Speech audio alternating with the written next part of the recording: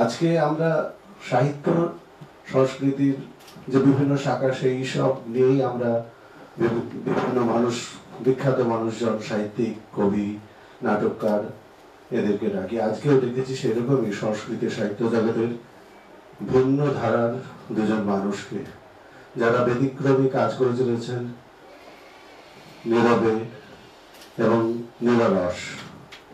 আমরা পেয়েছি চন্দ্রা মুখোপাধ্যায়কে। আমি অনুরোধ করবো তিনি যদি একটু আসন গ্রহণ করেন। এবং পেয়েছি অংশুমান দাস এবং চন্দ্রা মুখোপাধ্যায়।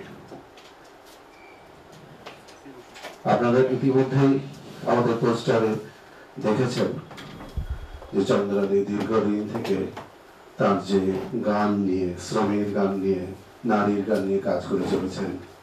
অংশুমান দাস দীর্ঘদিন থেকে বিকল্প চাষবাস, ইকোসিস্টেম প্রভৃতির উপরে নিরলস কাজ করে চলেছেন। তিনি কবি, প্রাবন্ধিক।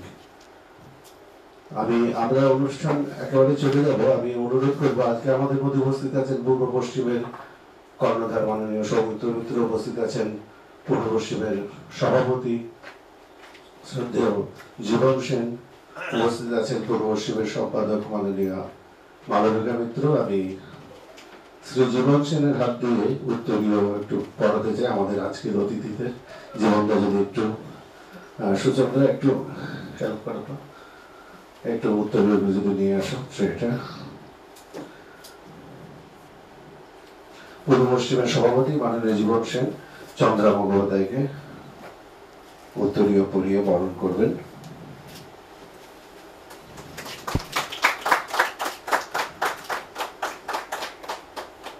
এবারে শ্রী অংশুমান দাসকে উত্তরীয় পড়াবেন শ্রী জীবন সেন।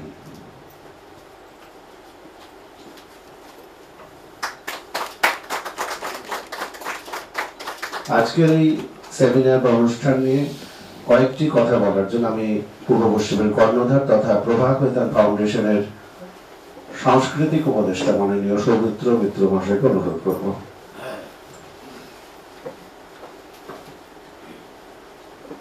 নমস্কার সবাইকে।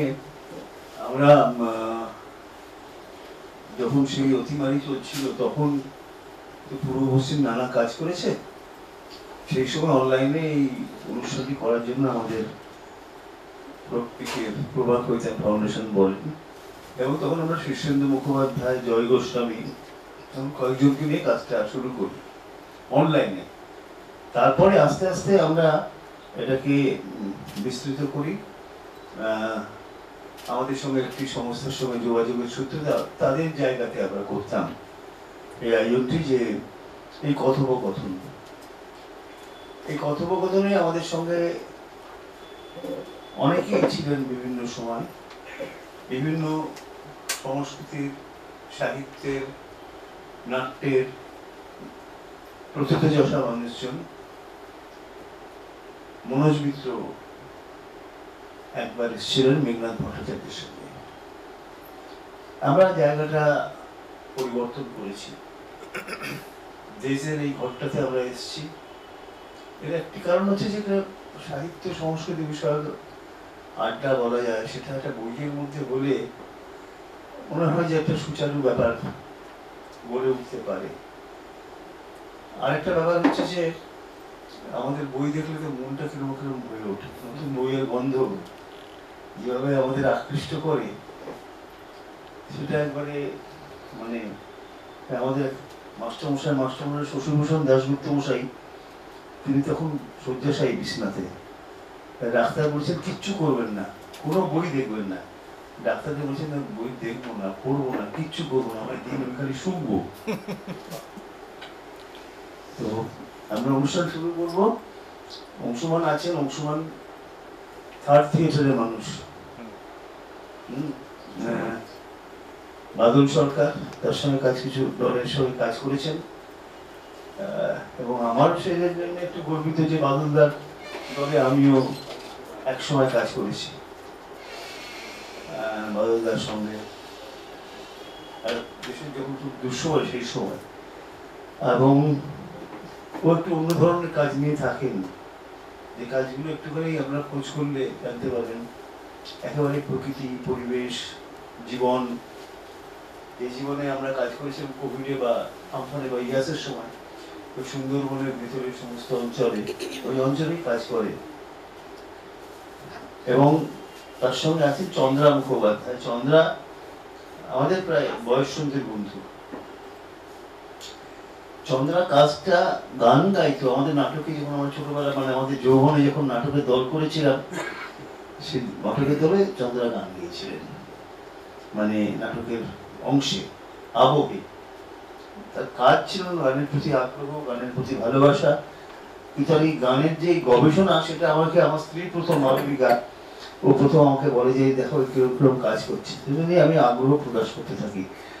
এবং আমি আমাদের দলের কয়েকজনকে বলি যে আমরা যখন শুরু করব এই কাজটা, তখন চন্দ্রাকে দিয়ে শুরু করবো। কারণ এটা একটা অদ্ভুত ব্যাপার। এটার সঙ্গে আমাদের থিয়েটারে আমরা যে নাটকগুলি করেছি, তার মধ্যে অনেক লোকসঙ্গীতের ব্যবহার করেছি।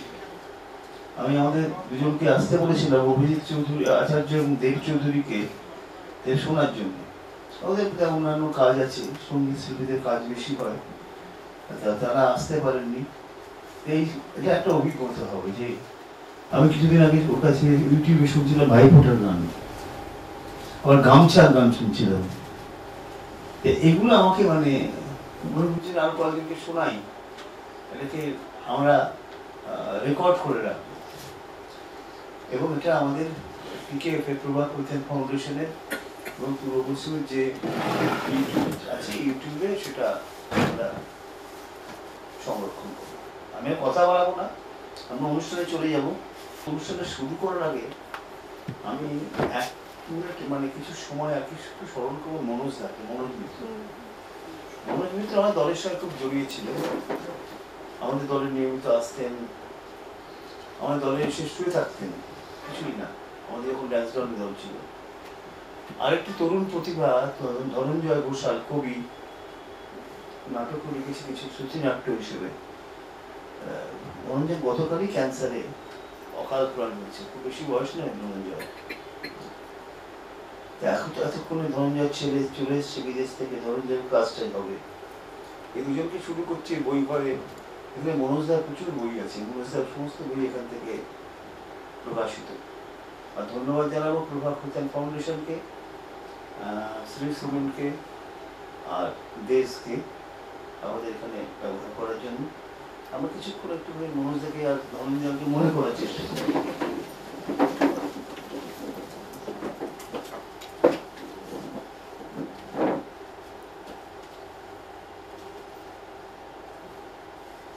ধন্যবাদ, বসবেন সবাই। এই অংশমানকে আমি আমার মাইক্রোফোনটা দিয়ে দিচ্ছি, অংশমান শুরু করবেন। সময়টাকে আমি সময় খেয়াল ঠিক আছে। ধন্যবাদ সবাইকে, সবাইকে আবার শুভেচ্ছা জানাই। কার্তিক মাসের আজকে শেষ দিন, সে মানে গান থাকলেও যেটা শুনতে পারি।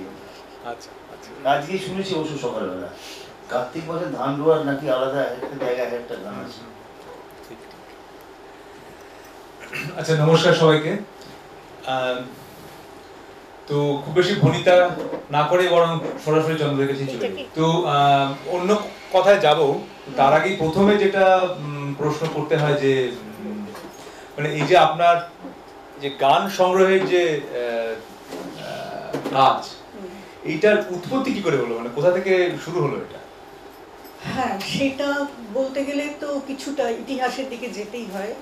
সমিত যেমন বলছিল যে আমার গানের প্রতি একটা ঝোঁক ছিল, সবাই যেমন শেখে, একটু ক্লাসিক্যাল শিখছি, একটু রবীন্দ্রসঙ্গীত শিখছি, কিন্তু তাতে না ঠিক মনে হতো যে সাধারণ মানুষের সাধারণ জীবনের কথা তো আমাদের গানে খুব একটা রিফ্লেক্টেড নয়। তো সেগুলো কোথায় পাই ইত্যাদিতে পাশাপাশি নানান বিষয়ে পড়াশোনাটা চলছিল। একটি বই বলা যেতে পারে আমার চোখ খুলে দিল বা মন ঘুরিয়ে দিল বলা যেতে পারে, সেটা হচ্ছে দেবীপ্রসাদ চট্টোপাধ্যায়ের লোকায়ত দর্শন। আচ্ছা, লোকায়ত দর্শনে একটা জায়গায় দেবীপ্রসাদ লিখছেন যে উপনিষদেরও আগের যুগে মানুষ অন্নের জন্য গান গাইতো, ভাতের জন্য গান গাইতো, যার জন্য কিন্তু উপনিষদে অন্ন নিয়ে প্রচুর শ্লোক আছে, যেগুলো আমরা বীরেন্দার অনুবাদে পড়েছি, অন্ন বাক্য অন্ন প্রাণ, এগুলো তো উপনিষদের শ্লোক। তো এইটা আমার কাছে মনে হলো যে এই যদি আমাদের পরম্পরা হয় যে মানুষ জীবনের বাঁচার জন্য গান গাইছে, তো তো সেই গানের কোনো পরম্পরা কোথাও কি আছে, এখনো টিকে আছে কিনা দেখে একটু খুঁজে। তো খোঁজটা তখন তো সেই 70-এর দশক, নানান গুণীজন ছিলেন তখন। তো প্রথম শুরু হলো ওই নাটকের দিক থেকেই, যে বিজনবাবুর নাটকে আমরা কিছু কিছু এরকম গান পেতাম।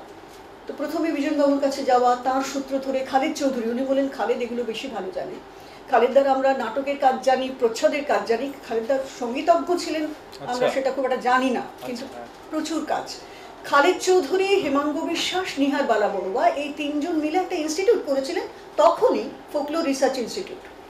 তো খালেদদার সঙ্গে কথা বলা, সেই সূত্র থেকে যখন বলি, খালেদদা তো নিজের গলা ভেঙে গিয়েছিল, তো শিখতে চাইলাম, তখন উনি বললেন যে তুমি মৃণালের কাছে যাও, একমাত্র ঠিকঠাক শেখাতে পারবে মৃণাল। মৃণাল হচ্ছেন পেশাগতভাবে মনোচিকিৎসক, তিনি সারা সপ্তাহ ডাক্তারি করেন, আর রবিবার রবিবার যে আসে, কোনো অর্থমূল্যের কোনো ব্যাপার নেই, যে আসে তাকে তিনি গান শেখান। আমি শিখছি একই সঙ্গে, গীতা সেন মানে তাপস সেনের স্ত্রী, উনি শিখছেন, স্বপন এসেছিল কিছুদিন, আমরা একসঙ্গে গান শিখতাম, গোয়ালপাড়ার গান। তো সেখানে উনি একদিন একটা গান দিলেন, বললেন এটা মেয়েদের গান। মেয়েদের গান তো আগে কোনোদিন ভাবিনি, আলাদা হয় জানতাম না। তো সেইটা নিয়ে যখন ওনাকে প্রশ্ন করলাম, বলে দেখো আমি গানটা জানি, এত কিছু জানি না, তুমি তাহলে আমার মায়ের কাছে যাও, বলে উনি পাঠালেন নিহাদ্দির কাছে। নিহাদ্দি তখনই 76-77 বছর বয়স, একদম শুভ্র কেশ। তো নিহাদ্দি বললেন হ্যাঁ, আমাদের ওখানে তো শুধু মানে সব ধরনের মেয়েরা, উচ্চবর্ণের মেয়েরা, নিম্নবর্ণের মেয়েরা, মুসলিম মেয়েরা সবাই গান করে, এগুলোকে বলে বেটি ছাওয়ালি গান। এই যে একটা আলাদা পরম্পরা আছে মেয়েদের গান, সেটা আমি প্রথম শুনলাম এবং আগ্রহী হয়ে, তখন তো ক্যাসেট ট্যাসেট এত ছিল না, ওই নিহাদ্দির কাছে বিকেলে যেতাম মৃণালদার কাছে ভাওয়াইয়া শিখতে, আর দুপুরবেলা যেতাম নিহাদ্দির কাছে মেয়েদের গান শিখতে। এইটা হচ্ছে শুরু। কিন্তু যেটা হলো যে নিহাদ্দি 3-4 বছর পরে আসাম ফিরে গেলেন, কিন্তু আর কোথায় আছে তো জানি না, মানে টেক্সট কিছু কিছু সংগ্রহ হয়েছে, বইয়ে পড়ছি, কিন্তু সুর সহ পাবো কোথায়? সুর সহ না হলে তো একটা গান বলে যায় না, ফলে অনেকটা গ্যাপ। তারপরে যেটা সৌভাগ্যক্রমে বলা যেতে পারে, আমি যে স্কুলে চাকরি নিলাম, পেলাম আর কি বলা যেতে পারে, তখন সরকারিভাবে নিয়োগ আসতো, তো সেটা একটা উদ্বাস্তু পরিবেশ, এবং সেখানে গিয়ে আমি দেখলাম মেয়েদের গান কিন্তু রয়েছে। তখন আমার এটা মনে হলো যে এই কণ্ঠটাকে ধরতে হবে, কেননা এইটার কথা কেউ জানে না। এবং নিহাদ্দির কাছে যতটুকু শুনেছি, যে আমরা সাধারণভাবে মেয়েদের যে ইতিহাস পাই, নিপীড়িত, বঞ্চিত, পরনির্ভর, অত্যাচারিত, এই তো আমরা দেখেছি না, তার সঙ্গে সম্পূর্ণ অন্য একটা কণ্ঠ, যারা স্বনির্ভর, অকপট, সব কথা স্পষ্ট করে সাহসের সঙ্গে বলে দেয় এবং সুরে সুরে বলে, শিল্পিতভাবে বলে। তো সেটা আমাকে টেনেছিল, আর যত ভেতরে ঢুকেছি, যত গভীরে গেছি, মনে হচ্ছে একটা রত্ন ভান্ডারের মধ্যে আমি ঢুকছি। তো ওই সময়ের একটা গান যদি দুকলি একটু গাওয়া যায়। ধরো এই যে স্পষ্ট কথার কথা বলছি, প্রেমের কথা, নিহাদ্দির কাছে দ্বিতীয় গান শেখা যেটা আমার, সেটা হচ্ছে যে তোর সঙ্গে মোর গুপ্ত প্রীতি, গুপ্ত কথা ব্যক্ত হইল রে মোরা বাগির কপালে, তোর সঙ্গে মোর গুপ্ত প্রীতি। এই নিজের প্রীতির কথা প্রকাশ করছে, ব্যাপারটা গুপ্ত কিন্তু প্রকাশটা কিন্তু সরাসরি হয়ে যাচ্ছে। এই কণ্ঠ তো আমরা অন্য কোথাও পাই না। হ্যাঁ, ব্যাপারটা এরকম। এখান থেকে শুরু হলো। এখান থেকে তো একটা মানে জিনিসগুলো একটু ক্লিশে, কিন্তু তাও মানে এটা আপনারা সবাই জানেন, মানে এটা বলতেই হয় যে মানে আমি যেহেতু প্রচুর আমাকে কর্মসূত্রে অনেক গ্রামে গ্রামে ঘুরতে হয়, মানে বারবার যেটা দেখছি যে এই যে ধরুন মানে ধান পোঁতা থেকে শুরু করে বীজ সংগ্রহ, গরু ছাগল পালন করা, এই পুরো বিষয়টা নিয়েই তো মহিলাদের মানে সারাদিন যায়। তো ফলে উৎপাদনের সঙ্গে মহিলাদের একটা খুব ঘনিষ্ঠ সম্পর্ক রয়েছে, এবং এটার সঙ্গে এবং উৎপাদনের সঙ্গে জড়িয়ে যে জ্ঞানটা, তো এটা কিন্তু শুধু মানে আমাদের দেশে এরকম নয়, মানে আফ্রিকাতে রয়েছে দেখছি, গুজরাটে যেমন ধরুন দেখি, মানে একটা আমি যখন গেছিলাম তখন দেখছি যে মহিলারা গান গাইছেন যে সারাদিন কাজ করে এলাম, এসে দেখছি বাড়িতে আটা নেই, তখন আমি ওই মানে জাঁতা ঘুরিয়ে ঘুরিয়ে গান করা শুরু করলাম।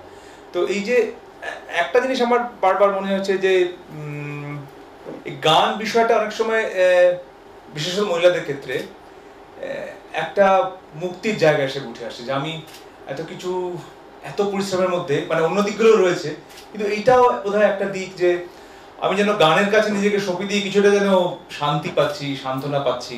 তো এইরকম জায়গাটা আপনি কিরকম ভাবে দেখছেন? আসলে এটার সঙ্গে না মানে মুক্তির জায়গা, শান্তির জায়গা তো আছেই, এটার সঙ্গে অনেক কিছু জড়িয়ে আছে। মানে আমি সঙ্গে সঙ্গে যতটা পড়াশোনা করেছি তাতে দেখতে পাচ্ছি, এই যে বলছে মেয়েদের গান, কেন গান তো সবার, মেয়েদের গান বলছি কেন? আসলে আমরা গান বলতে যেটা শুনি যে এক দল বা একজন গাইবেন, অন্য দল বা অন্যজন শুনবেন, দ্যাট ইজ পারফরমেটিভ সংস। কিন্তু মেয়েদের গান না পারফরমেন্সের ব্যাপার না। তাহলে কেন? এটা পার্টিসিপেটরি মিউজিক, একজন করছে আরেকজন শুনছে, সেটা থেকে শিখছে, সেটাকে সে ধরে রাখছে। এই পরম্পরা কিন্তু হাজার হাজার হাজার হাজার বছর ধরে চলছে। গানটা সেখানে কোনো বিনোদন নয়। গানটা যদি আমরা ইতিহাসের দিকে ফিরি, ধরো মানুষ মানুষ হচ্ছে, হ্যাঁ, এখনকার গবেষণা কিন্তু এটা দেখাচ্ছে যে সিঙ্গিং নিয়ান্ডারথালস বা হোমো স্যাপিয়েন্স হওয়ার আগে কিন্তু সুর এসে গেছে। তখন তার কিচ্ছু তো নেই শরীরটা ছাড়া। আর আমরা প্রাচীনতম যে বাঁশি পাচ্ছি সেটা 3টে ফুটো পাচ্ছি, তার মানে সপ্তস্বর একদিনে আসেনি, আমাদের কণ্ঠনালী ততটা তৈরি হয়নি। তো সেই 2 বা 3টে নোটে মানুষ গান গেয়েছে প্রকৃতির সঙ্গে কথা বলার জন্য। তো মেয়েদের গান, এবং যেহেতু মেয়েরা ভীষণভাবে প্রকৃতির সংলগ্ন ছিলেন, আহার্যের 80% কিন্তু মেয়েরা জোগাড় করতেন এবং শিকারটাও করতেন, সেটা এখন প্রমাণিত, ঐতিহাসিকভাবে প্রমাণিত যে শিকারও মেয়েরা করতেন, সে গানও আছে। তো যাই হোক, ব্যাপারটা এইখানে যে গানটা কিন্তু জীবনের অঙ্গ, গান ছাড়া এদের কাছে কিছু হয় না। সেটা সুখেও গান, দুঃখেও গান, আবার প্রতিবাদেও গান, প্রতিরোধেও গান, আরামে গান, ঘুমোনোতে গান, জাগাতে গান, লড়াইতে গান, ভালোবাসায় গান, প্রেমে গান, গান একদম জীবন ভরে আছে। আর একটা বোধহয় যখন একসঙ্গে গাইছে তখন একটা বন্ডিংও তৈরি হচ্ছে, শেয়ারিং হচ্ছে, শুধু বন্ডিং, জোর, এটা তো বিশাল জোর। একসঙ্গে মানে মেয়েদের বেশিরভাগ গানই কিন্তু সমবেত গান। ওই যে বললাম গান গাওয়াটা দায়িত্ব। এই যে তুমি কৃষির কথা বললে না, ধরো চাষবাসটা মেয়েদের হাত ধরে এসছে, লাঙল আসার আগে অব্দি পুরোটা মেয়েরা করেছেন। তো ফলে ধান রুয়ার আলাদা গান হয়, জানো? ধান রুয়া গীত আমাদের বাঁকুড়া, পুরুলিয়া, মেদিনীপুর এই অঞ্চলে গেলে পাওয়া যাবে, আবার উত্তরবঙ্গেও আছে। কেন ধান রুয়া গীত? আমাকে কর্মবীর মাহাতো বলছিলেন, পুরুলিয়ার একজন বয়স্ক মানুষ, যে আমরা বললাম কেন ধান রুইতে রুইতে গান গাইতে হবে, মাস্ট করতেই হবে, কেন? বলছেন আমাদের বাপ ঠাকুরদা বিশ্বাস করতো চুপ দিয়া ধান রুইলে ধান বটবটাই যাবে, সুর না শুনলে ধান গাছটা বাঁচবে না। কেন? তারা মনে করতেন উর্বরতার প্রতীক হচ্ছে মেয়েরা, মেয়েদের মধ্যে যে উর্বরতা, তার নারী কণ্ঠের সুর মাটিটাকে উর্বর করবে, এবং মেয়েদের গান যেমন শিশুকে রক্ষা করে তেমন ধান চারাটাকেও রক্ষা করবে, ধান চারাটা বেঁচে উঠবে, বেড়ে উঠবে মেয়েদের গানে। এবং সেখানে একেবারে নরনারীর গোপনতম কথা নিয়ে গান হবে, যার জন্য লোকালয়ে গাওয়া হয় না ধান রুয়া। সেটা ওইখানেই হবে, খোলা মাঠে মেয়েরা গাইবেন। ধান রুয়ার গান এখন এটা তো গাওয়া হয় না লোকালি, কিন্তু শুনিয়েছিলেন দিদিরা। অন্য ধরনের কোন মানে ওই কৃষি সংক্রান্ত, যেহেতু কৃষির কথা বলছিলেন, তো প্রচুর গান আছে, প্রচুর গান, প্রতি ধাপের গান। একটা দুটো যদি একটু, একটা ধরো এই আমি ধান রুয়ার মধ্যে যাচ্ছি না, কিন্তু ধান রুয়ার কথা আছে যেখানে, আমার দক্ষিণ পশ্চিমবঙ্গের কথাই বলছি। সরু সরু কানালি ধান রুয়া করালি, আর ভালো শাড়ি দিব বলে জলা বুনাই ভুলালি। পরে খেতে গেছে, বলেছে করে দাও কাজটা। কানালি মানে এই পুরুলিয়া এই অঞ্চলে তো একটু উঁচু নিচু জমি, কানালি হচ্ছে নিচু জমিটা যেখানে ধান রোয়াটা হয়, সরু সরু, সেখানে বড় ক্ষেত নয়। তো এই যে গানটা বাঁধলো, এইটা বলছি একই সঙ্গে প্রোটেস্ট এই কারণে, এই গান বাঁধা হয়ে গেল যে অমুক বাবু শাড়ি দেবো বলে দেয় না। এই গান কিন্তু সবাই গাইছে, তার মানে সবাই জেনে যাচ্ছে কিন্তু যে ওই লোকটা ঠকায়, ও পরের বছর লোক পাবে কিনা কিন্তু জানা যাচ্ছে না। এটা কিন্তু একদম ভেতর থেকে একটা প্রোটেস্ট এসে গেল, গানটা বাঁধা হয়ে গেল যে এ লোকটা ঠকায়, সরাসরি বলছে না, বিদ্রোহ করছে না, কিন্তু সে জানিয়ে দিচ্ছে। তারপরে ধরো একটু বড় হচ্ছে ধান চারা, নিড়ানির কাজ মেয়েরা করবে, এখানে নিচে এদিকে করবে, ওপরেও করবে, মানে উত্তরেও করবে। সেখানে এখানে বলছেন যেমন যে চল গো মাসি চল গো পিসি চল যাবো ধান লিড়াইতে, শ্বশুর ঘরের গুণের কথা মাসি বলবো আড়ে বসে। চলো গল্প করতে করতে কাজ করবো। কিন্তু অন্যের খেতে কাজ করতে গেলে সবসময় গল্পটা সবাই অ্যালাউ করে না। উত্তরবঙ্গে তাই এরকম গান পাচ্ছি, মারোয়া ঘরের নিড়ানি খানিক নাই দেয় জিরানি, দিন গেলে ময়দানি খাই তারা উঠলে বাড়ি যাই রে। ময়দানি মানে মুড়ি, একটুখানি মুড়ি দিয়েছে, সেটা খাওয়ার পর তারা ওঠার পর বাড়ি ফিরছি, কোনো কোনো মালিক সেটুকুও দেয় না, কথা বদলে যায়। দিন গেলে নিলিয়া যাই ঘড়াই ঘড়াই জল খানি, গায়ে কাঁটা শুনলে যে কিচ্ছু পাইনি, তার সেই ক্লান্তিটা, এইটা আমাদের নারী বিদ্যা চর্চার কোনো অঙ্গ হবে না। আমার ঝোঁকটা কিন্তু এইখানে যে আমাদের যত নারী ইতিহাস লেখা হচ্ছে সেটা কিন্তু 19 শতাব্দীর দ্বিতীয়ার্ধ থেকে মেয়েরা যখন থেকে কলম ধরলেন, কৈলাসবাসিনী এলেন, রাজসুন্দরী এলেন, কিন্তু তারা তো সমাজের একটা অংশ। কিন্তু সমাজের বিরাট যে অংশটা, যেটা তুমি বলছিলে যে গোটা পৃথিবী জুড়ে, ফাও রিপোর্ট, আমার কথা নয়, যে 60-70% এগ্রিকালচারাল অ্যাক্টিভিটিস মেয়েরা করেন, এবং আমার দেশে সেটা 62.9% 2023-এর গণনা। তাহলে এই যে এত মেয়েরা কৃষিকাজের সঙ্গে যুক্ত, এবং আজকে নয়, লক্ষণ সেনের আমলের কবি গোবর্ধন আচার্য, এগুলো পড়তে হয়েছে এবং পড়ে আরো ইন্টারেস্টিং পেয়েছি। তারা বলছেন হালিক রমণীরা স্বাধীনা। হালিক রমণী মানে যারা কৃষক রমণী যারা, তাহলে পেশাজীবী মহিলারা ছিলেন। মেয়েরা শুধু ঘরে থাকেনি, কোনোদিন থাকেনি। তাহলে অন্তঃপুরের ইতিহাস মানে কিন্তু মেয়েদের ইতিহাস নয়। সুযোগ যখন এসছে সবাইকে জানানো, জানিয়ে দিই, ধরো ধানটা ঘরে আসলো, ধান ভানা হতো তো, পরিবারেরটা করতেন, পাড়ায় পাড়ায় ঘুরে করতেন। একটু ক্ষমতা যাদের গায়ে জোর ছিল তারা হাটে গিয়ে মন মন ধান বানতেন। একটা গান একটু শোনাই। আমরা বাড়া বাঁধতে যাবো সন্ধ্যায় একসাথে, চল ঠেরাই হো হাটে রাই হো আই হো মালদা। গানটা চলছে সারাদিন, শেষে এসে বলছেন বেলা গেল কোটা সারা, জলদি করতে তুলহা পাড়া, রসিয়া মালিক কিপটা দরমাহাতে, চল ঠেরাই হো হাটে। দরমা মানে পারিশ্রমিক, মালিক ভালো রসিয়া, কিন্তু পয়সা দেয়। তাহলে তাড়াতাড়ি গুছিয়ে নিয়ে ওর সঙ্গে দরাদরি করে ঝগড়া করে পয়সাটা নিয়ে ঘরে ফিরবো। নারী অবলা কে বলেছে? অবলার পেট চলে না। এদের বলা হতো ভানুনি। এই ভানুনিদের সংখ্যা কত ছিল? কত সংখ্যা ছিল আমাদের কোনো ধারণা নেই। আমার কথাও না, সুগত বসু বিখ্যাত ঐতিহাসিক, কেমব্রিজ হিস্ট্রির একটা পার্ট ডিল করছে যে কলোনিয়াল ক্যাপিটাল ঢুকছে, রুরাল ইকোনমিতে কি ছাপ পড়ছে তার, সেটা উনি আলোচনা করছেন। করতে করতে 1911 সেন্সাস দেখাচ্ছেন যে ধান ভেঙে রোজগার করেন মেয়েদের সংখ্যাটা কত, সেটা উনি বলছেন 2.5 to 7 lakhs। এবার উনি মুকুল মুখার্জি বলে আরেকজনের গবেষণাকে তুলে ধরছেন। তিনি বলছেন the actual figure was 10 times high. সংখ্যাটা ছিল 25 থেকে 30 লক্ষ মহিলা যারা ধান ভেঙে রোজগার করতেন। মানে ওইটা খুব ইন্টারেস্টিং যে শুধু তো কৃষিকাজ না, মানে কৃষিকাজের সঙ্গে কারিগরের বিদ্যা সবটা জড়িয়ে আছে। এরপরে ধরো ধান বাড়ি এলে কৃষকের তো ছুটি হলো, মুড়ি হবে, চিড়ে হবে, খড়ি হবে, ধান শুকানো হবে, সিদ্ধ করা হবে, এবং তারপর এই যে ধানটা ওঠে কখন, সাধারণভাবে আমন ধানটা উঠছে এই শীতকালে। এরকম এরকম গান আছে যে ধান ঘাটন বাড়াবু কামরা, উত্তরে বলে ধান ঘাটন বাড়াবু কামরে, আই মই বসিয়া শিয়ানার খেতা। অর্থাৎ কৃষকরা উনি ধান ভাঙতে ভাঙতে একটু জিরোচ্ছে, তখন মনে হচ্ছে পরিবারের সকলে কষ্ট পাবে রে, গাঁথাটা এখন থেকে সেলাই করে রাখ, শীত আসছে। এই যে দরদ, সকলের প্রতি একটা নজর দেওয়া, এবং শুধু মজাটা কি জানো, শুধু পরিবারকে নিয়ে ভাবছে না, বাড়িতে ঢোল বাজাতে এসছে ঢুলিয়া, তার গায়ে কাঁথা নেই, মেয়ের মা বিয়ে বাড়ি ঢুলিয়ার জন্য কাঁথা সেলাই করতেন। শিলচরে গান, অপূর্ব সুন্দর গান, একটু শোনাই।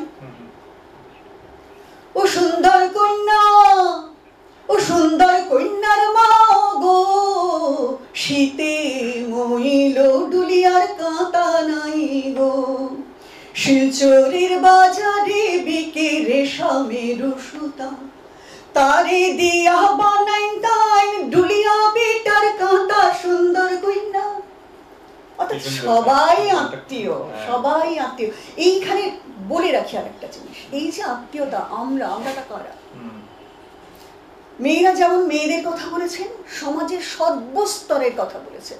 একটা বিয়েতে মায়েরা কিন্তু তাঁতির ঘরে যাচ্ছেন, গিয়ে বলে এসছেন, তাঁতিয়া ভালো করিয়া আমার জোরটা তৈরি করে দিও, ও স্বর্ণকার তুমি আমার গয়নাটা তৈরি। অর্থাৎ এই যে বন্ডিং এর কথা বলছেন, সমাজ বন্ধন, সকলের কাছে যাচ্ছেন। এমনকি ডোম যাদের উচ্চবর্ণরা বলেন অচ্ছুত, তাদের বাড়িতেও যাচ্ছেন, গিয়ে বলছেন আমার চালিয়ান কুলাটা তৈরি করে দিয়ে গো। এখানে কিন্তু ভেদাভেদটা নেই। আর আমাদের সংস্কৃতিটা আমরা চিনি না, জানি না। বিয়ের দিন সকালে একটা প্রথা আছে, সোহাগ মাগা, আশীর্বাদ। একটা কুলো করে মাথায় নিয়ে মা যাবেন পাড়ায় পাড়ায়, বামুনের পাড়া, নাপিতের পাড়া, ধোপার পাড়া, সবার পাড়া, সব পাড়ার মাটিটাতে দেওয়া হবে এবং ওই সবার পরশে পবিত্র করা সোহাগ মাগা, সেইটা আছে। যেমন হিন্দুদের মধ্যে আছে তেমন মুসলিমদের মধ্যে আছে। মুসলিমদের মধ্যে এরকম গান পাচ্ছি, সুহাগ মানানি চলিও রে আল্লাহ রসুল কে দরবার, सुहाग मननी चलियो रे पांचों पीरों के दरबार, सुहाग मननी चलियो रे गांगीराम के दरबार। এই গাঙ্গিরা সবাই মিলে আমরা আপন। আরো একটা কথা ফাঁক পেয়ে বলে দিই, এই যে কৃষিকাজের কথা বলছিলে না, মেয়েদের বললাম যে মেয়েরাই করতে। ধরো অনাবৃষ্টি, দীর্ঘদিন ধরে বৃষ্টি আসছে না, তখন কি হবে? বিজ্ঞান তো জানতো না মানুষ তখন কেন কি হয়, কিন্তু চুপ করে বসে থাকতে হবে। আমরা আল্লাহ মেঘদের পানি দিয়ে গান শুনছি আব্বাসুদ্দিনের মুখে, কিন্তু বৃষ্টি নামানোর কাজটা মেয়েদের দায়িত্ব আমার। এবং জেলায় রাজস্থানে আমরা দেখছি, রাজস্থানে যে একটা প্রচলন আছে মেয়েরাই করে। আমরা বাংলার জেলায় জেলায় নানান ভাবে নানান কাজ হয়। ধরো ময়মনসিংহের মেয়েরা বলছেন, মেঘরাজা রে তুই নিশোদর ভাই, এক ঝুড়ি মেঘ দে ভিজা ভরে যাও। শুধু পাইতে মায়ের পেটের ভাই, একটুখানি মেঘ দে ভাই। এই কিন্তু আমি অন্যগুলো যাচ্ছি না, প্রত্যেক জেলা প্রত্যেক গান, ব্যাং বিয়ের গান অনেক কিছু আছে, কিন্তু ফরিদপুরের গানটা উল্লেখ করছি এই কারণে, ফরিদপুরের মেয়েরা এইভাবে গান গাইছেন, সোনারি নব জমা যদি পুড়ে যায়, মেঘারানী জল দিলে ধানের ভাত খাই। এইবার চক্রটা দেখো, সেই যে উপনিষদের আগের যুগে মানুষ অন্যের জন্য গাইতো, এই অন্যের জন্য গান গাইছে। শেষ করি, এই তো গেল অন্যের জন্য। মেয়েরা তো বলছে না আমার জমিটায় দাও, সবার জন্য দাও। এই সমাজ বন্ধন সেখানে আছে। কিন্তু পরের দুটো লাইন আমাকে আরো চমকে দেয়। তারা বলছেন, আহা মানে উনুনের উপর বিলুয়ের ছাউটা চ্যাও চ্যাও করে, চালের উপর কাউয়ের ছাউটা ট্যাও ট্যাও করে, মেঘারানী জল দিলে কাউয়ের ছাউটা পাচ্ছে, বিলাইয়ের ছাউটা পাচ্ছে। অর্থাৎ আমরা মানে কিন্তু সবকটা প্রাণ, বিলাইটাও প্রাণ, কাকটারও প্রাণ, আমারও প্রাণ। তারা ডিপ ইকোলজি পড়েননি, তারা ইকোফেমিনিজম পড়েননি। আমরা আজকে স্লোগান তুলছি যে পৃথিবীটা শুধু মানুষের নয়, তারা জীবন দিয়ে জানতেন আমার বাঁচাটার জন্য কাকটারও বাঁচা দরকার। কেউ কাউকে বাদ দিয়ে আমরা বাঁচবো না, আমরা মানে সবাই, গাছপালা নদী নালা সবকে মিলিয়ে গানটাই। ঠিক কথা। তো যেটা মানে বাকিরা যারা রয়েছেন তাদের জন্য একটু বলি যে চন্দাদের তো একটা খুব বড় কাজ হচ্ছে যে নারীদের শ্রমের গান সংগ্রহ করা। আরেকটা খুব বড় কাজ করেছেন চন্দাদের, সেটা হচ্ছে যে মেয়েদের শরীর কথা, শরীর নিয়ে যে চর্চা বা যৌনতা নিয়ে যে চর্চা, তার যে কথাবার্তা। তো মহিলারা তো মানে শ্রমের বাইরেও, মহিলারা মা, বোন, কি বলে ভগিনী, সবকিছু। তো ফলে শ্রমের বাইরেও যে কথাগুলো আপনি বলছিলেন সেগুলো উঠে আসছে বারবার, মানে এবং তাদের যে সুবিধা অসুবিধার কথা। মানে আমি দেখছি একটা বিহারের একটা জায়গাতে গেছিলাম, সেখানে ওই বিহারের একটা গান বলছে, মানে তার বিয়ে হবে, সে বলছে সে বিয়ে করতে চাইছে না আর কি। তো গানটা এরকম বলছে যে আমাকে বিয়ে দেওয়ার থেকে তুমি বরং একটা সোনার খাঁচা তৈরি করে দাও আমাকে, আমি খাঁচার মধ্যে থাকি। তো এই যে এবং অনেকগুলো ইন্টারেস্টিং হচ্ছে বিহার ঝাড়খণ্ড এই অঞ্চলে কথোপকথন, মানে গানের মধ্যে মানে বাবার মেয়ের কথোপকথন। তো এই যে মানে একটা দুটো যদি মানে শ্রমের বাইরে যেগুলো বলছিলেন, এই যে মহিলাদের যে এই যে মানে একটা সারা জীবন ধরে যে অবদমিত হয়ে থাকার যে জায়গাটা, সেইগুলো নিয়ে সেইটা নিয়ে যখন আপনি কাজ করছেন, মানে খুব নাড়া দেওয়া কোনো কথা, কোনো গান, কোনো ঘটনা এরকম মনে পড়ছে আপনার? দেখো, নাড়া দেওয়ার মতন গান কথা এত বেশি আছে। আর যেটা তুমি বললে যে শ্রম এবং শরীর দুটোই খুব ইম্পর্টেন্ট জায়গা, এবং দুটো নিয়েই আমার বইগুলো বেরিয়েছে ওই জন্য প্রথম দিকে। এরপরে তো আরো জীবনের আরো অনেক পর্ব আছে, ধরো সম্পর্ক, সেটা নিয়ে আসবে পরে বইটাই সব কিছু। তবে শরীরের কথা যদি বলো, সেখানে এই যে বললাম মেয়েরা নিজের কথা বলে না বা ইত্যাদি ইত্যাদি, এই যে তুমি বলছো বিয়ে করতে চাইছে না, এরকম গান কিন্তু আমাদের আছে যে আমি বিয়ে করব কিন্তু আমি এখানেই থাকবো, মেয়েদের কেন চলে যেতে হয়? পরিষ্কার কথা যে একই গাছের গুয়ারে বাবা কাকু রাখেন ঘরে, কাকু দেন বিলাইয়া, কেন হবে? একই খোপের পায়রারে মাও কাকু রাখেন খোপে, কাকু দেন উড়াইয়া, কেন হবে? মিথিলায় কোথাও কন্যাপণ ছিল, মিথিলায় বসিয়ে বাবা টাকা গণিলেন, হে টাকা হইল আপন বাবা, বিটি হইল পরগে। প্রশ্নের পর প্রশ্ন করছে। আর অভিজ্ঞতার কথা বলছো, রংপুর থেকে এসেছিলেন ধৌলি বর্মন দিদি, কোচবিহার থেকে যেতে হয় সিঙ্গি জানি ভেটাগুড়ির দিকে যেতে হয়। ওখানে গিয়ে আমি ফুলতে গিদাদির তো অনেক বয়স হয়ে গেছিল, তখন উনি গাইতে পারেন না, ওনার কাছে আমি জাস্ট প্রণাম করতে গিয়েছি। তারপরে সবাইকে জিজ্ঞেস করছি কে ভালো গান করেন, কেউ কি আছেন? তো সকলে ধৌলির কথা বলল। ধৌলির বাড়িটা একেবারে গ্রামের প্রান্তে, যেহেতু ওপার থেকে আসা, একটু অন্যদের থেকে আলাদা একটা টিনের বাড়ি, টিনও পরে লাগিয়েছে, তার প্রথম দিকে টিনও ছিল না। তো আমি ধৌলির কাছে গেলাম যে আপনি তো সবাই বলছে আপনি ভালো গান করেন। তো বললো হ্যাঁ দিদি, গান তোমার শোনাতে পারি, কিন্তু এখন তো আমি চাষের মাঠে যাচ্ছি, এখন আমরা ভাত খেয়ে চাষে যাবো। তখন 8টা সাড়ে 8টা বাজে। তুমি ভাত খাবে আমাদের সঙ্গে? হ্যাঁ খাবো। কি রান্না করেছো? তো বললো নাফা শাক। আমি তো লাফিয়ে উঠেছি, নাফা শাকের গান এত পেয়েছি, আমি বললাম দেখাও আমাকে নাফা শাকটা কেমন। তো সে যাই হোক, তারা চলে গেল, আমাকে বললো বিকেলে এসো। বিকেলে গেলাম, যথারীতি যে সময় বলেছিল আসতে পারেনি। আমি বললো ক্ষেতের রোয়া ছিল, শেষ না করে তো আসতে পারবো না। সন্ধ্যেবেলা ওরা ফিরলো, ফিরে স্নান করলো, খাওয়া দাওয়া করলো। এবার মাটির উঠোনের মধ্যে একটা থলের মতন পেতে দিল, যেখানে বসে আমরা গান শুনবো। পেতে দিয়ে দেখছি ধৌলি চলে গেছে কোথায়, দৌড়ি আর আসছে না। তারপরে দেখছি ঝুড়ি করে করে শুকনো পাতা এনে মাটিতে ঢালছে, ঢেলে তাতে আগুন ধরিয়ে দেওয়া হলো। আচ্ছা, আমার সঙ্গে তো কেউ নেই, আমি যে বলবো একটু ছবি তুলে রাখো, কেউ পারেননি, আমি তো গানটা রেকর্ড করছি। ফলে সেই দাও দাও করে আগুন জ্বলছে, পাতার আগুন, সেখানে বসে বসে ধৌলি আর আমি, ধৌলি গাইছে, আমি শুনছি, মাঝে মাঝে দু একটা প্রশ্ন করছি। ঘন্টাখানেক ধৌলি অনেক ধরনের গান শোনালো, ও তো সারাদিন পরিশ্রম করেছে। তখন আমি বললাম ধৌলি অনেক গান হয়ে গেছে, আজকে থাক, আবার পরে কোনো সময় আসো। বললো দাঁড়াও, এই গানটা শুনে যাও। বলে ও তখন একটা গান গাইলো, যেটা একদিক থেকে তো শরীরেরই গান, কেন প্রসবটা তো মেয়েরা করেছেন, হাসপাতাল ডাক্তার কেউ তো ছিল না। ছিলেন আর একজন মহিলা যিনি একটু অভিজ্ঞতা সম্পন্ন, তাকে দাইমা বলা হয়।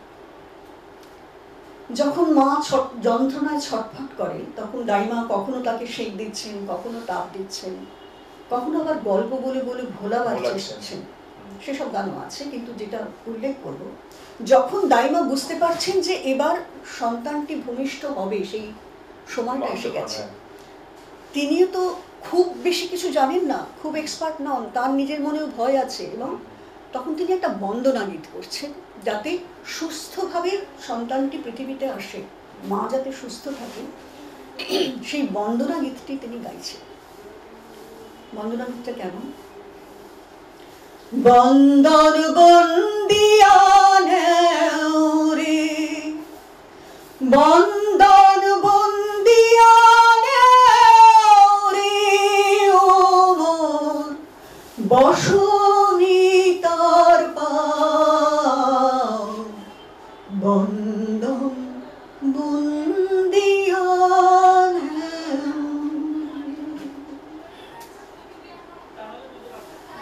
কথাটা লক্ষ্য করো, প্রথম প্রণাম পাচ্ছেন বসুমিতা, বসুমতী, মা ধরিত্রী, কোনো ভগবান টগবান কেউ নেই, কিন্তু যে মা সকলের মা, তাকে তিনি প্রথম প্রণামটা করছেন। আমার না গানটা শুনতে শুনতে মনে হচ্ছিল প্রথম মানুষ এসে জন্মাচ্ছে, সেই দৃশ্যটা আমি দেখতে পাচ্ছি। আর ওই স্টিফেন হকিং এর একটা লেখায় পড়েছিলাম না, যে যে নক্ষত্রটা আজকে আমার চোখে আসছে তার অনেক দিন আগে, তো তখন মনে হচ্ছে সেই অতীতের সঙ্গে বর্তমানকে জুড়ে রাখে যেমন আলো, অতীতের সঙ্গে সুর তেমন জুড়ে রাখছে। এই দাইমা কবে এই গান গেয়েছিলেন, কত হাজার বছর আগে, আমরা কিন্তু জানি না। আর কি সাংঘাতিক জীবন দর্শন আর কি। হ্যাঁ, কি জীবন দর্শন। ফলে এরকম প্রচুর অভিজ্ঞতা আছে যেগুলো না মানে মনকে অন্য জায়গায় নিয়ে যায়। মানে বিশেষত কথা শুনতে শুনতে যেটা মনে হচ্ছে যে গানটা শুধুমাত্র সুর আর কথা থাকছে না সেখানে, মানে গানটা একটা গল্প হয়ে উঠছে, একটা ইতিহাস হয়ে উঠছে, ইতিহাস, জীবন ধারার একটা দর্শন হয়ে উঠছে। তো যেহেতু সময় খুব অল্প, তাই আমি মানে আরো একটা জিনিস একটু যাই, যেটা নিয়েও আপনার অনেক কাজ আছে আমি জানি। সেটা হচ্ছে যে ওই আবার যে মানে এই যে গান, মহিলাদের গান বিশেষত কিন্তু অনেক সময় বিদ্রোহ হয়ে উঠছে, মানে খুব জোরালো শক্তিশালী গান, মানে ওই আবার ওই ঝাড়খণ্ডেরই গান, মানে একজন যখন ওই বলছে যে আমি বিয়ে করতে চাইছি না, কিন্তু আবার অন্যরকম কথা আছে, যে একটা গান আমার মনে পড়ছে যে বলছে যে ছেলেটির নাম মোহন, যাকে সে ভালোবাসে, বলছে আমি মোহনকে ছাড়বো না, হ্যাঁ এবারে দেখি পঞ্চায়েত কি করে আর পুলিশ কি করে, আমি দেখে নেবো। এই যে জোর, তো এরকম জোর কিন্তু আমি দেখছি, মানে আপনার কথাতেই আমি দেখেছি আগে, যে এমনকি সিপাহী বিদ্রোহের সময়, ভারত ছাড় আন্দোলনের সময়, নানা সময় কিন্তু মহিলারা এই ধরনের বিদ্রোহের গান এগুলো কিন্তু গাইছেন। তো সেরকম যদি একটু সেই দিকে যদি একটু আলোকপাত করা যায়। বিদ্রোহ, প্রতিবাদ, আসলে তো প্রতিরোধ। এখন মেয়েদের তো নানান রকম সমস্যা হয়, এই জোর করে বিয়ে দিয়ে দেওয়া, বুড়ো বরকে বিয়ে দিয়ে দেওয়া, সেইটা প্রকাশ করা, প্রশ্ন করা। ও গো কাকা লিলি টাকা দিলি রে বুড়া বরে, বুড়ার সঙ্গে যেতে লারি রানীগঞ্জের সড়পে, রানীগঞ্জের লোকে বলে হিটা তোমার কে বটে, লোক লজ্জাতে বলি মাগো বট ঠাকুরের ভাই বটে, ছুটুই বেহা দিলি মাকে, আমার জন্ম গেল মার খাতে। কেন হয়েছে বিয়ে? এটা এক ধরনের প্রতিবাদও বলা যেতে পারে। আবার অন্য ধরনের প্রতিবাদ কি, প্রেমটাও প্রতিবাদ। আমরা আমরা আমরা যেটা বলি যে বিদ্যাসাগর মশাই আমাদের এখানে বিধবা বিবাহ প্রচলন করলেন। সমাজের একটা স্তরে বিধবা বিবাহ চিরকাল ছিল, বিবাহ বিচ্ছেদ চিরকাল ছিল, আছে এবং থাকবে। হাউসুক থাকে বসনু কাইনেরে, কাইন মানে দ্বিতীয় বিয়ে, হাউসুক মানে ইচ্ছে করে আমি ডিসিশন নেব আমি কখন বিয়ে করব বা করব না, সেটা আমার হাতে আছে, সেটা এক ধরনের প্রতিবাদ। এমন কথাও আছে স্বামীর সঙ্গে সম্পর্ক ভালো না, পাশাপাশি বন্ধু আছে একজন, সেটাও কিন্তু সমাজ মেনে নেয়, কোনো কোনো সমাজ বন্ধু থাকে। এবং গানে এরকম বলছেন যে এরা তো বৈধব্য মানে না, যদি মানতে হয় বিয়ার স্বামী মইলে মাছ ভাত খাও মুই, বন্ধু মরিলে হব আড়ি। রাড়ি মানে বিধবা, যদি বিধবা হতেই হয় যার সঙ্গে আমার আসল সম্পর্ক তার বেলায়, মনের সম্পর্ক তার বেলায় করবো, কিচ্ছু না। কোনো কোনো বাড়ি খুব পর্দানসীন, বাইরের ঘরে পুরুষরা এসে গল্প করছে, যেও না ওখানে তোমরা যেতে পারবে না, সাবভাট করা পুরোপুরি। বেলা রুটি বেলতে বসি, একবার উঠি একবার বসি, মানে কি তোমরা কথা বলবে আমরা রান্না করতে যাবো, আমি একই রুটি বারবার বেলছি, that is subversion, that is প্রতিবাদ। আর বড় প্রতিবাদের কথা যদি বলো, ধরো স্বদেশী আন্দোলন চলছে, টিভি নেই, খবরের কাগজ নেই, কিচ্ছু নেই, প্রত্যন্ত গ্রামে মেয়েরা খবর পাচ্ছেন কি করে? ফুলকির মতন উড়ে গেছে বন্দে মাতরম ধ্বনিটা, ঘরের কাজ করছে, করতে করতে কিন্তু গাইছে তারা। পাটিতে ঢালিয়া চাউল, চাউল করে আউল চাউল, সবে বলে বন্দে মাতরম, সবে বলে বন্দে মাতরম। দেশি শাড়ি চমৎকার, পরো বন্ধু একবার, বিলাতিতে মন দিও না। আসছে, এবং এই যে মনের ভেতর থেকে একটা জাগ্রত ভাব জল আনতে যাচ্ছে। পূর্ববঙ্গে তো নদী পথটাই বেশি চলে, জল আনতে গিয়ে দেখছি ইংরেজির পানসি বাঁধা। আমরা যাচ্ছি আমাদের ঘাটে জল আনতে, সেখানে কেন ইংরেজ পুলিশ আসবে? গানে বলে দিচ্ছে সেটা। চিকন গলায় চিকন মালায়, জল ভরিব কদম তলায়, যে ঘাটে ভরিব কলসি, সেই ঘাটে ইংরাজের পানসি। কি করবে? মেয়েরা ভয় পালাবে? ঠেলে দাও ইংরাজের পানসি, ভইরে উঠাও কাঙ্ক্ষের কলসি। ওরা পালাক, আমরা কেন যাব? আমরা আমাদের ঘাটেই জল তুলবো, ইংরেজ এখানে রাখবে না তাদের।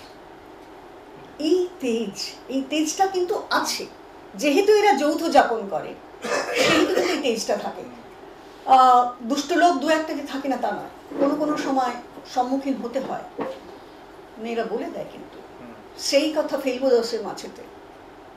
তুমি আমার সঙ্গে, হ্যাঁ তুমি আমার সঙ্গে অসভ্যতা করতে এসো, সেই কথা ফেলবো দশের মাঝেতে। আবার এরকম গান পাচ্ছি, খরিস সাপের আজ আমার গুজা আছে কোমরে, আমার একটি লার্বি ভাঙাতে। অত সোজা।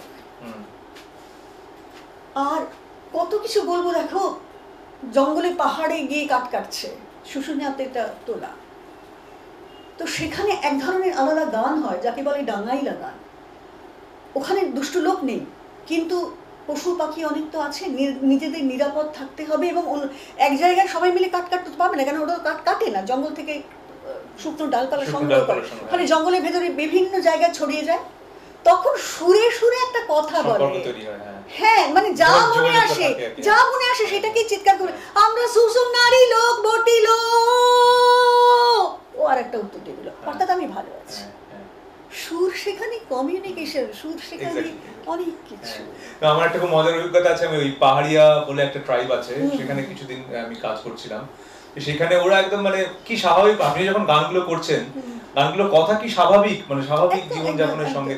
তো আমাকে মানে প্রশ্ন করছে, উত্তরটা শুনছে আমার, সেটা নিয়ে সঙ্গে সঙ্গে গান গাইছে, শুনে শুনে গেয়ে যাচ্ছে। খুব সুন্দর, দারুণ ব্যাপারটা। তো আরেকটা জিনিস একটু আমার একটা কৌতূহল আছে, অনেকদিন ধরে ভেবেছি প্রশ্ন করবো, কিন্তু মানে প্রশ্ন করা হয়ে ওঠেনি। এই যে মেয়েদের যেরকম গান, সেরকম তো ছেলেদের গানও নিশ্চয়ই রয়েছে। এই যে মেয়েদের গান, ছেলেদের গান, বা এমন কোন গান যেগুলো ছেলে মেয়েরা একসঙ্গে গাইছে, এই দুটোর মধ্যে কি কোনো মূলগত পার্থক্য রয়েছে কোথাও? কোনো মানে কখনো কিছু মনে হয়েছে কি? না না, নিশ্চয়ই আছে। ব্যাপারটা এরকম যে ছেলেদের গান যেহেতু আলোচিত, সেহেতু আমি ওদিকটা খুব একটা যাই না, আমার ঝোঁকটা এদিকে। কিন্তু ছেলেদেরও গান আছে, মেয়েদেরও গান আছে। তফাৎ কিন্তু আছে।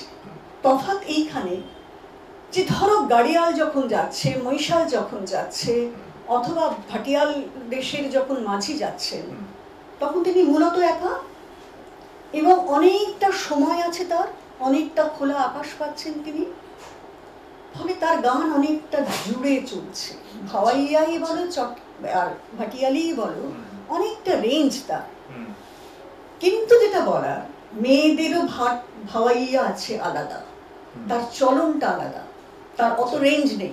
কেন কাজ করতে হয় তো মেয়েদের ভাই একটা শুনি। হ্যাঁ, শোনাবো বলেই বললাম আর কি, যে এমনিতে ভাওয়াইয়া গান আমরা জানি বিশাল টানা গান হয়, কিচ্ছু না। একটা অনেকগুলো গান আমি শিখেছিলাম বা পরে সংগ্রহ করেছি অন্য জায়গা থেকে, নিহাতি গেয়ে গিয়ে দেখাচ্ছিলেন যে মেয়েদের ভাওয়াইয়া কিরম হয় জানো? আম কাঁটোলের ছিয়ার তলে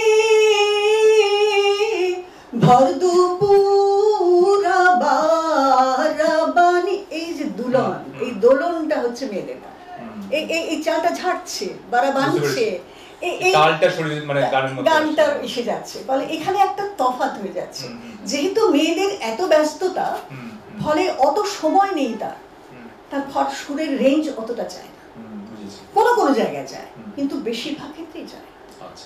আর ধরো এই যে বলছে মৈশালদের গান, মৈশালরা তো গরুদের নিয়ে চলে যাচ্ছে, ওইখানেই থাকছে, সুরটা তার কাছে সারাদিন রয়েছে, কোন রকমে দুটো ফুটিয়ে খায়, বাদ বাকি সময় সে দুটো বাজি গান করে। তো মেয়েদের তো তা নয়, ভীষণ ব্যস্ততা। এবং সেজন্য বোধহয় মেয়েদের গানের কথা এবং সুর তাল সবগুলোই ভীষণ মানে ভীষণ মনে হয় যেন মানে আমার কথাই বলছে, আমাদের কথাই বলছে, ভীষণ জীবনের কথা বলছে, ভীষণ যাপনের কথা বলছে, সেগুলো ভীষণ আসে। তো এইটার সঙ্গে সূত্র ধরে আরেকটা যেটা যে মানে গান যেহেতু একটা মানে শিল্প, এবারে গানের সঙ্গে অন্যান্য যে শিল্পগুলো যেমন ধরো যাক নাচ বা ছবি আঁকা বা ইত্যাদি, যেমন ধরো যাক তিজন ভাই যখন মানে তার পারফরমেন্স করছে তখন গানের সঙ্গে নাচ, গল্প, কথা, স্টোরি টেলিং জুড়ে যাচ্ছে। বা ধরো গাড়োয়ার সঙ্গে তোরা গাইতে গাইতে নাচে, সাঁওতালরা যেরকম যখন নাচছেন তখন গান গাইতে গাইতে মেয়েরা নাচছেন, মাদুর বাজাচ্ছেন।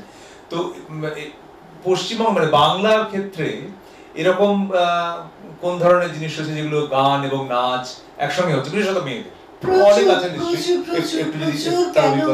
কেন বলছি এই কারণে, তিজান ভাই এর কথা বললে, উনি তো পারফরমেন্স করছেন, মেয়েদের গানটা কিন্তু পারফরমেটিভ নয়, কিন্তু কিন্তু সব পারফরমেন্স যোগ্য। যখন আমি নাচ বলছি হয়তো তখন ব্যাপারটা একটু পারফরম্যান্সের দিকে চলে যাচ্ছে। হ্যাঁ, মানে সেটা কাউকে দেখানোর জন্য না, ও সবটাই কিন্তু কৃত্যের মধ্যে পড়ে। যেটা কথা আজকেই আমি পোস্ট করেছি এতে, যে মেয়েদের একটা আলাদা কার্তিক পুজো হয় এই কার্তিক মাসে, কিন্তু ধরো আমার এমনিতে যেটা হয়ে থাকে দেখি কার্তিক সংক্রান্তিতে কার্তিক পুজো হচ্ছে, কিন্তু তোমার বাড়িতে যদি কার্তিক পুজো হয়, আমার বাড়ি কার্তিক পুজো তুমি আসতে পারবে না, তাই না? তাহলে মেয়েদের কার্তিক পুজোটা মজা, কার্তিক মাস পড়লো তো পুজো শুরু হলো, আজকে আমার বাড়ি কার্তিক পুজো, সবাই এসো, এই পার্টিসিপেশনটাই সেখানে দরকার। ফলে কার্তিক মাস ছাড়িয়ে গেল তাতেও অসুবিধা নেই, আমার বাড়ি কার্তিক পুজো, নমলা কার্তিক বলে নেহার কাছে শোনা, মানে পেরিয়ে গিয়ে যে কার্তিক পুজো হচ্ছে, এই যে কার্তিক পুজো এটা পুরোটাই পারফরমেন্স বলা যেতে পারে। কেননা সেখানে পুরুষ একজনই থাকবেন, তিনি একজন ঢাকুয়া, যখন দ্রুততালের নাচ হবে ঢাকুয়াকে ডাকা হবে বাজানোর জন্য, আদারওয়াইজ মেয়েরা, এবং সেখানে তারা পুরোটা নাচে গানে অভিনয় করবে। প্রথম দিকে শুরু হবে গান দিয়ে, সেটা শিবের চণ্ডীর বিয়ের গান, কার্তিকের জন্মের গান, তখন গানটাই চলছে, কিন্তু এই পুজোর একটা উপকরণ কিন্তু তীর্থরূপ। আচ্ছা, হ্যাঁ, সেটা কখন লাগবে? যখন পুজোটা শেষ হয়ে এসছে, রাত প্রায় শেষ হয়ে যাচ্ছে, তখন যেটা হবে নাচে গানে অভিনয়ে, ধান রোয়া থেকে ধান বিক্রি করা, এই পুরোটা অভিনয় হবে। ধরো হাল দেওয়া হচ্ছে, দুটো মেয়েকে গরু সাজানো হলো, একজন হালুয়া হলো, এগুলো সব অভিনয় হচ্ছে, কিন্তু নাচের মধ্যে দিয়ে অভিনয় হচ্ছে।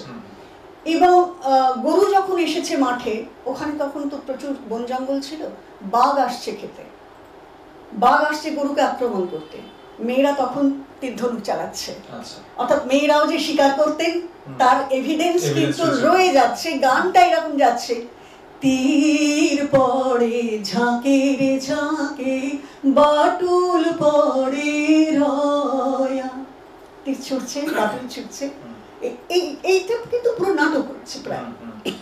কিন্তু এটা খুব অন্তরঙ্গ নিশ্চয়ই, এটা যেহেতু কিন্তু পারফর্মেটিভ না, মানে বাইরের লোক এসে দেখছেন, বাইরের লোকের ব্যাপারই নেই, ভীষণ অন্তরঙ্গ বিষয়টা, মহিলারা আসছে। আর যেটা বাইরের লোকও থাকে সেটা হচ্ছে বিয়ের গানের সময় নাচ ছিল, গুরুসদা দত্ত সেগুলোকে ডকুমেন্ট করে গেছেন, কি কি ধরনের নাচ হতো।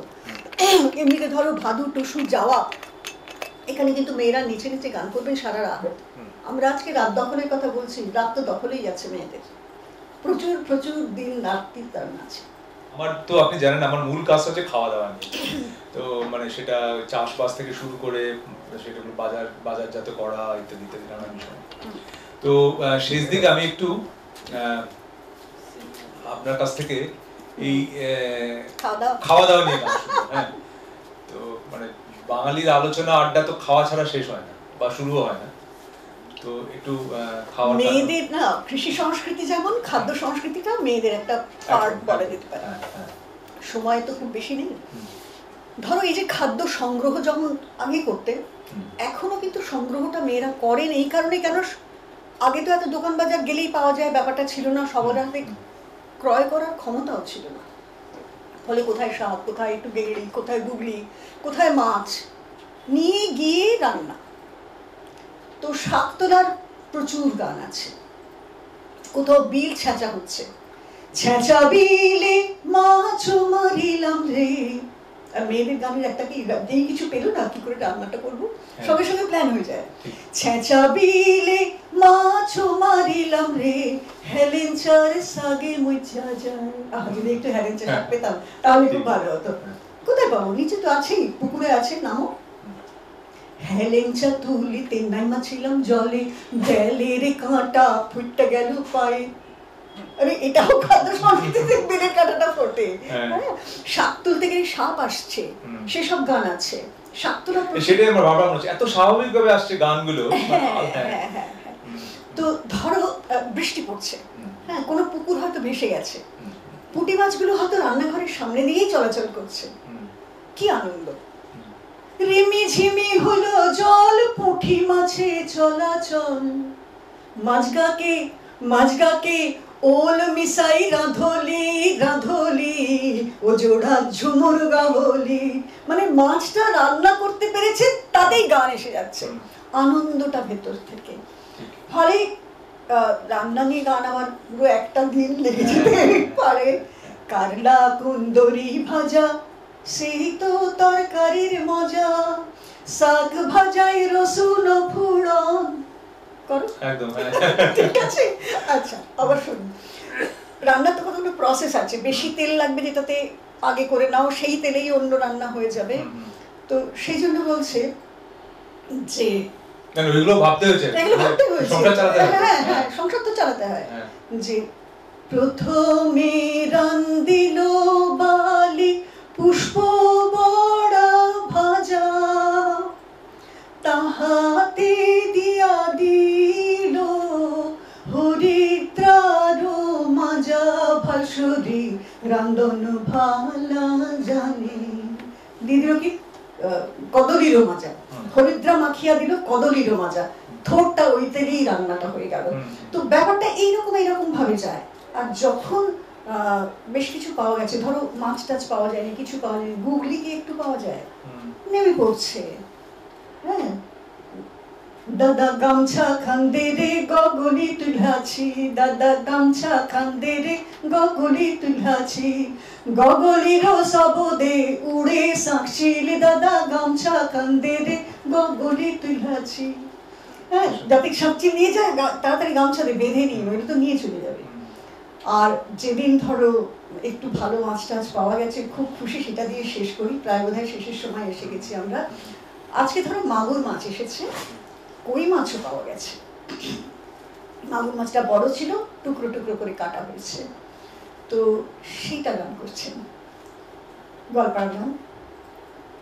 মাগুর মাছের ঠুমারে ঠুমি, আদা বাছা কাছাকি, মাগুর মাছের ঠুমারে ঠুমি, আদা বাছা কাছাকি, কমর হালিয়া পারশ কর, নয়ন ভরিয়া দেখি, নাচ করো হে সুরূপা সুন্দরী, হাতে বাদিয়া তালি, কই মাছের গোটারে গুটি, মরিচার হলদি, কমর হালিয়া পারশ কর, নয়ন ভরিয়া দেখি, নাচ করো হে সুরূপা সুন্দরী, হাতে বাদিয়া তালি। শেষ হলে না হইল শেষ, গান করতে করতে রেসিপি বইয়ের মতো রেসিপি দেওয়া একদম একদম। কিন্তু যাদের ধরো নেই কিছু, ভোজ বাড়ি বিয়ে বাড়ির কত রান্না, সেসব গান টান আছে, একটা গান আমার করতেই হয়, করতে চাই আমি সব জায়গায়। যাদের কিচ্ছু নেই তাদের কি আনন্দ কিছু কম পড়ে? আম পাকাতে চিড়া ভিজাতে, আম পাকাতে চিড়া ভিজাতে, ও বেহা লাগে গেল ধুরুপ্রদের বাতাসে রে বাতাসে, আম পাকাতে চিড়া ভিজাতে, মাদুল্লা ভাই গেলি কোন পথে, মাদুল্লা ভাই গেলি কোন পথে, ওরে মাদল ঘুরাইন বাজা নাচবে তোর খুঁড়ি, মাদুল্লা ভাই গেলি কোন পথে, আম পাকাতে ছিঁড়া ভিজাতে, কিচ্ছু লাগে না, একটু ছিঁড়ে আরাম হলেই কিন্তু হয়ে যায়, আনন্দেতে কমফর্ট মেটাতে। এখন যে কাজটা করছেন তারপরে আমার রিকোয়েস্ট রইল যে একটা রান্নার বইয়ের গান করতে হবে, রান্নার গান করতে হবে, রান্নার গানের বই একটা বই করতে হবে। হ্যাঁ আমি করব, আছে আসে আমার সব ভাবা আছে, আস্তে আস্তে আস্তে আস্তে সব আসবে। ফলে মেয়েদের কথা না ফুরোয় না, এত এত কিছু তা করে গেছে। খুব কম সময় কিন্তু অনেকটা পরিষ্কার আলোচনা হলো। আপনাকে অনেক ধন্যবাদ। আমরা তাহলে এখানে শেষ করি, সৌমিত্রদা? হ্যাঁ ঠিক আছে, শেষ করি এখানে। সবাইকে ধন্যবাদ, আপনারা অনেকক্ষণ ধৈর্য ধরে শুনেছেন। আরেকটু হয়তো আপনাদের কাছ থেকে একটু প্রশ্ন হলে ভালো হতো, কিন্তু এত সেটা চলতে পারে যদি আপনারা, হ্যাঁ সেটা চলতে পারে, চলুক। তো যদি আপনাদের মানে চন্দ্রদি 1 ঘন্টা ধরে প্রায় গান গাইছেন, কথা বলছেন, অসুবিধা নেই, জল তো আছে, ঠিক আছে। যদি আপনাদের কোনো রিকোয়েস্ট থাকে বা কোনো প্রশ্ন থাকে সেগুলো যদি আপনারা বলেন তাহলে করতে পারি। দেরিতে ঢুকেছি, প্রথম দিকটা শোনা হয়নি, তো যেসব দিকগুলোকে আপনি ছুঁয়ে ছুঁয়ে গেলেন, জাস্ট ছুঁয়ে যাওয়াই বলবো, আপনি কিছু হয় না। তার মধ্যে আমার মনে হচ্ছে যদি একটু ব্রত কথার যে তথাকথিত ধর্ম অধর্মের যে ব্যাপারটা, একটু ব্রত কথাতে যেভাবে গান করে এবং মানে পুরোহিত ছাড়া যে আচরণগুলো এবং তার মধ্যে প্রকৃতি যেটা আপনি বলছেন, ব্রত কথার মধ্যে প্রকৃতিকে সবটা মিলেমিশে তো এসেছে, তো সেটাকে নিয়ে যদি দুটো একটা কিছু একটু আগে কথা ছিল। আচ্ছা একটু বলি, এটা নিয়ে আমার একটা আলাদা কাজ আসবে ব্রত নিয়ে। ব্রতকে অবনীন্দ্রনাথ একটা অসাধারণ কাজ করে গেছেন এবং আমরা তার পথে সেই অনুযায়ী চলছি, কিন্তু আমরা কি কখনো প্রশ্ন করেছি যে ব্রতটা তো কথাটা আমরা প্রথম পেয়েছিলাম অন্য ব্রত হিসেবে, সেই অন্য ব্রতের মানুষ কি যে কাজগুলো করেন বলে বলছেন ব্রত, তারা কি এগুলোকে ব্রত বলতো? ব্রত পুরোপুরি একটা সংস্কৃত শব্দ, এটা নিয়ে আমরা একটা পড়াশোনা শুরু হয়ে গেছে, তো এটা একটা বই আসবে আলাদা। দ্বিতীয় যেটা কথা, যেটা খুঁজতে খুঁজতে পেয়েছি, সেটা হচ্ছে পুজো। পুজো বলতেই আমরা বুঝি পুরোহিত আসবেন, কিছু সংস্কৃত মন্ত্রতন্ত্র হবে, ইত্যাদি ইত্যাদি, কিন্তু আমরা জানি না পুজোটা কিন্তু বৈদিক সংস্কৃতির অন্তর্গত ছিল না। পুরোহিততন্ত্র পরে এটাকে দখল করেছে, কেননা পুজো কথাটা কিন্তু অনার্য শব্দ। প্রবোধচন্দ্র বাগচি, শৈলী চট্টোপাধ্যায় খুঁজলে পাবেন, পু মানে ফুল, দ্রাবিড় শব্দ।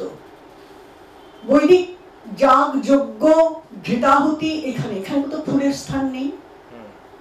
তাহলে এই যে পুজো হচ্ছে, এটা কিন্তু ব্রতের যেটা বলা হচ্ছে নানান রকম ক্রিয়া কৌশল করে প্রকৃতির কাছে বার্তা পাঠানো, সেটা ধরা আছে পুজোর গানে, ব্রততে নয়।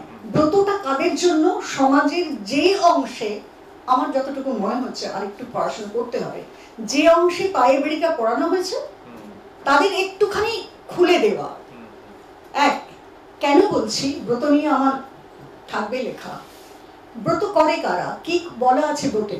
3 কুল ব্রত করছি, 3 কুলের জন্য, শ্বশুর কুল, বাবার কুল, মায়ের কুল। আর আমরা দেখছি বাঁচার গান সবাইকে নিয়ে, সেখানে কোনো কুল টুল নেই। যৌথ বাঁচা, শ্রমজীবী নারীর যৌথভাবে বাঁচে, সেখানে শ্বশুরকুল মাতৃকুল অমুক তমুক নেই। ব্রততে আমরা কি পাচ্ছি? আমি আঁকি পিটুলির চিরুনি, আমার যেন হয় সোনার চিরুনি। এই সেলফিশনেস নেই, অ্যাসপিরেশনগুলি অন্য। এই যে জগৎটা, যে জগৎটা পড়ে আছে, যে 62.9% মেয়েরা কাজকর্ম করেন নানান ভাবে, তারা শুধু আমার কথা ভাবে না। যে ব্রাহ্মণ্য সংস্কৃতি আমাদের শিখিয়েছে যে আমাকে সোনাটা পরতে হবে, এদের কিন্তু সোনা পরার কোনো ব্যাপার নেই, পেলে ভালো, নইলে রূপো চলতে পারে, ফুল চলতে পারে, গয়না পরলেই হলো, সেটা যখনই হোক। ওই আমি যেন পাই সোনার চিরুনি, এটা মেয়েদের কণ্ঠস্বর নয় বাংলার সংখ্যাগরিষ্ঠ মেয়েদের, এটা পুরোহিততন্ত্রে শেখানো জিনিস। এবং সেখানে কি বলছে, অন্ধের চক্ষু হয়, আইবুড়োর বিয়ে হয়, অস্মরণের স্মরণ হয়, অন্তকালে স্বর্গে যায়। আমরা যেতে চাই না স্বর্গে, আমরা বাঁচতে চাই, পৃথিবীতেই বাঁচতে চাই, মরে যেতে হলে এখানে যাও। মেয়েদের গান কিন্তু বলছে না আমি অন্তকালে স্বর্গে যেতে চাই। মেয়েদের, যে শ্রমজীবী মেয়েদের কথা বলছি, তারা কিন্তু একা একা আমার জন্য, আমার শ্বশুর বাঁচুক, আমার ভাসুর বাঁচুক, আমার ছেলে বাঁচুক, এইভাবে দেখে না তারা। আর আইবুড়োর বিয়ে হয়, বিয়ে তো আমার হাতে, আমি করবো কি করবো না আমার ঠিক করবো। একটা গানের উল্লেখ করি, একটি বিধবা মেয়ে গাইছে, ওই যে বললাম যে বিয়েটা ছিল, বিধবা বিবাহ ছিল, সে গাইতে গাইতে বলছে যে আমার চিপ দোয়া পড়ে নারীর ঘাম, আমার মুখ দিয়ে ঘাম পড়ছে, কোন জনে দরদি হইবে কোচার খুঁটে ঘাম মোছাইবে রে, সেই দরদি পুরুষকে আমি পাবো, তাহলে তাকে আমি করব জৈবন দান। জৈবন তো আমার, আমি তাকে করব, পরপুরুষকে দেব না। সেই লোকটিকে আমি বিয়ে করব, দ্বিতীয়বার করব, দরকার হলে ছেড়ে বেরিয়ে আসবো, আবার বিয়ে করব। সাঙ্গাইলা বর, বিয়াইলা বর, দুটো বর, একটা বর মারা গেছে। আঙুলে আঙুলে ভাব ছিল, বিয়াইলা পুরুষ মরে গেল। আঙুলে আঙুলে ভাব, জড়িয়ে থাকা ভাব, হাত ধরে চলা ভাব, এটা কিন্তু ওই কি সুন্দর কথা, আঙুলে আঙুলে ভাব ছিল।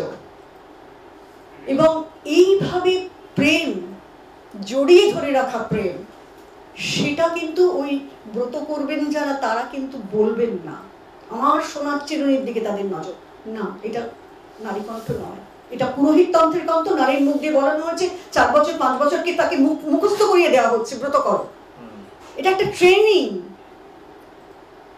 আমি একটু ভিন্নভাবে দেখছি, প্রকৃতির সঙ্গে সম্পর্কের কথা আছে সেখানে, কিন্তু সেটা একটা রিলিফ দেওয়ার জন্য আছে। ব্যাপারটা কিন্তু এইভাবে আমি দেখছি, অন্তত আমি যা খুঁজে পাচ্ছি সেখানে এটা বলছি। খুব ইন্টারেস্টিং দিক আপনি আলোকপাত করলেন। একদম একদম, আমি এটা নিয়ে কাজ করছি, এখন পড়ছি। একটা কথা, হ্যাঁ, ছিল ভাইফোঁটার গান আর বড়ি দেওয়ার গান, যদি একটু করেন।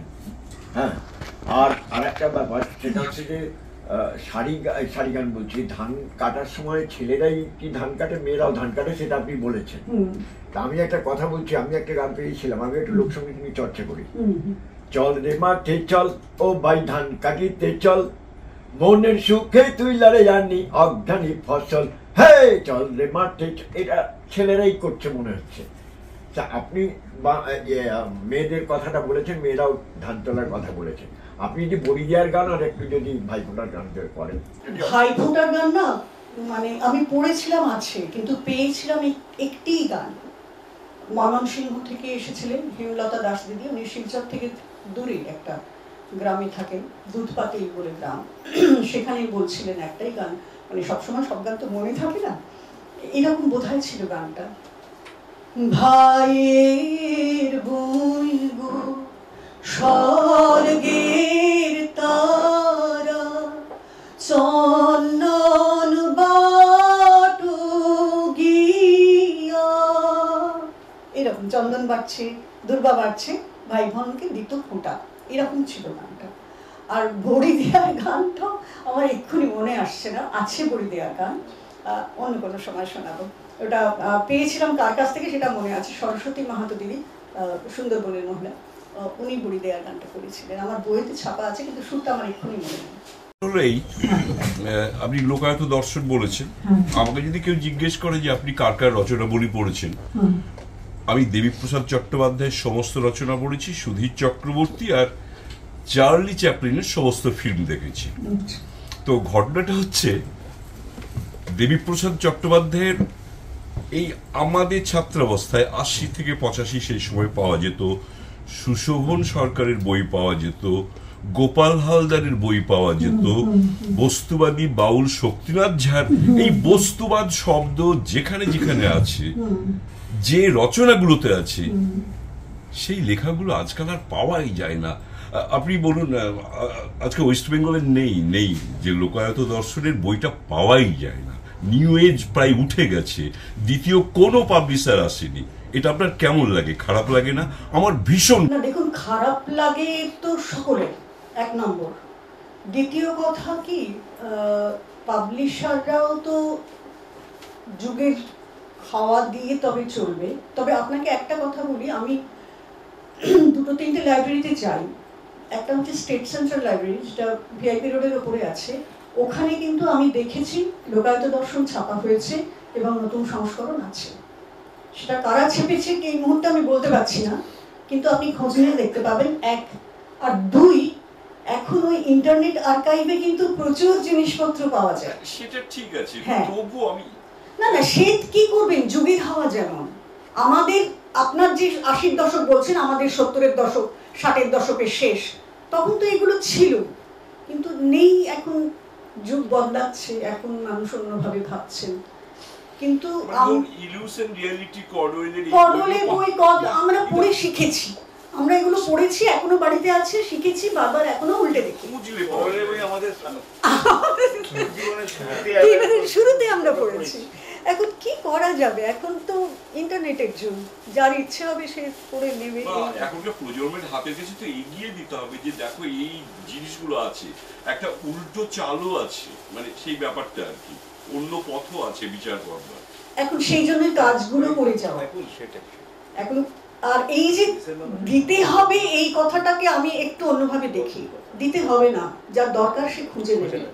আমার মা বাবা আমার হাতে কিন্তু লোকায়ত দর্শনটা দেননি, আমি খুঁজে নিয়েছি, আমার তাগিদ আছে বলে। তো ফলে এখনকার জেনারেশনরা কাজ করছে না, এটা একদম মানি না। অনেক কাজ অনেকভাবে করছে, তারা আমাদের থেকে অনেক বেশি এগিয়ে গিয়ে কাজ করছে। না, আমি ঠিক আপনার সঙ্গে এই ব্যাপারটা রামকৃষ্ণ ভট্টাচার্য খুব চমৎকার করে বলেছেন যে ক্লাস 5 থেকে শুরু করে যতদূর পর্যন্ত গ্র্যাজুয়েশন অবধি একটা না একটা, যেমন সেই যুগে মায়েরাও বড়, আপনি বারবার ওই কথা বলছেন, কোন একটা ক্লাস 9 এ যদি ওই বইটা একটুখানি পাঠ্য করা যায়, দুটো চ্যাপ্টার এরকম করে, সুতরাং এগিয়ে দিতে হবে না, এটা নয়। না না, এগিয়ে দেওয়া বলতে ওইভাবে এগিয়ে দেওয়া নয়, ভেতর থেকে দেওয়া। এই সব জিনিসগুলো মিশে নিয়ে আসুক তার কাছে, তারপরে সে বেছে নেবে। ঠিক আছে, আমরা তাহলে আস্তে আস্তে শেষ করি। আমার মনে হয় যদি শ্রোতারা বলেন, নিশ্চয়ই আমরা শেষ করব, আর কারো কিছু। সবাইকে অসংখ্য ধন্যবাদ এতটা সময় দেওয়ার জন্য, বিশেষত চন্দ্রাদিকে অসংখ্য ধন্যবাদ। না, আমাকে ধন্যবাদ দিতে হবে না, কেননা এইটা না এখন আমার কাজ। যে যেখানে যান, যেখানে ডাকেন, আমি গিয়ে একটু মায়েদের কণ্ঠস্বরটা পৌঁছে দিতে চাই, যে আমাদের পূর্বরানীরা এইভাবে ভেবেছিলেন, এইভাবে জেনেছেন, আমি খুঁজে পেয়েছি, আমি সবাইকে জানিয়ে যেতে চাই। ফলে এটা আমাকে একদম ধন্যবাদ দেওয়ার ব্যাপার নেই, কারণ এটা একটা মানে সমমনস্ক মানুষদের কাছে আসতে পারাটা আমার দিক থেকেও একটা বড় পাওনা। তো সেখানে উদ্যোক্তাদের তরফ থেকে, বন্ধুদের তরফ থেকে সবার প্রতি ভালোবাসা জানাই, এই অবধি, আর কিছু। একটা গান শেষ করুন, এই যে ভালোবাসার কথা বললাম না, এটাই হচ্ছে শেষ কথা। একটা বিয়ের গান আমার খুব পছন্দের গান, সেখানে মায়েরা স্নান করাবে, গানটা শুরুই হচ্ছে এইভাবে, কত আদরে আদরে আদরে নয়া বধূ মন আনন্দে আদ্রে স্নান করি, শীতল গঙ্গার জল আনিলা ভরিয়া, সেনা নদী আইলা তারা উলুধ্বনি দিয়া, কত আদরে আদরে আদরে। এই আদরটা থাক, জীবনকে আদর করে আমরা বাঁচি, সবাই মিলে আমরা বাঁচি, এইটুকুই বক্তব্য, আর কিছু না। অনেক ধন্যবাদ চন্দ্রাদিকে এবং অংশুমান দাস। আমরা একটা অন্যরকম অভিজ্ঞতা সঞ্চয় করলাম, যারা আমরা পড়াশোনা একদম করি না, তাদের মানে কিছুটা তো জানলাম, একটা জীবন নানা রকম ছোঁয়া ছোঁয়া যেটা পেলাম, মানে একটা আগ্রহ তৈরি হলো শেখার বা জানার। আপনারা যে এসেছেন সেজন্য প্রভাকর ফাউন্ডেশন ও পূর্ব পশ্চিমের পক্ষ থেকে কৃতজ্ঞতা, এবং যারা আজকে শুনলেন সবাইকে পূর্ব পশ্চিম এবং প্রভাকর ফাউন্ডেশনের পক্ষ থেকে ধন্যবাদ। আমাদের সামান্য যোগাযোগের আয়োজন আছে, সবাই রাজু বা আমাদের যারা আছেন দলের এটা করবেন, আপনারা একটু টিপিং করে যাবেন। আগামী মাসে ডিসেম্বরে আমাদের অতিথি হচ্ছেন সুপর্ণা দেব, কন্ট্রোলার অডিটর জেনারেল। তিনি ডেটটা আমরা জানিয়ে দেবো, তার যে নতুন গল্প স্বল্প বলা একটা বিশেষ স্টাইলে, সেইটা আমরা শুনবো আগামী ডিসেম্বর মাসে এই আয়োজনে। সকলকে ধন্যবাদ এবং আপনাদের